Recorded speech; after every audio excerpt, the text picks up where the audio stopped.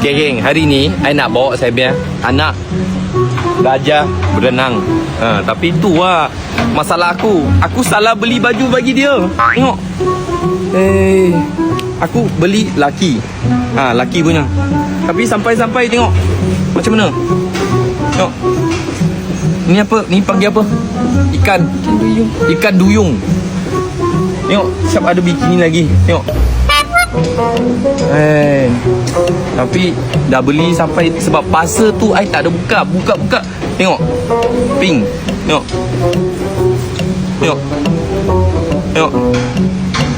Tapi okey, lebih okey. Pakai okey.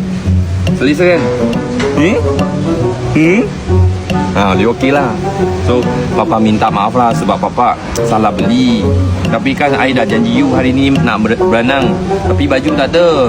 Kita pakai ni je lah. Boleh? Boleh? Boleh. Okey, jom. Jom kita belajar dia. Ajar dia macam mana berenang.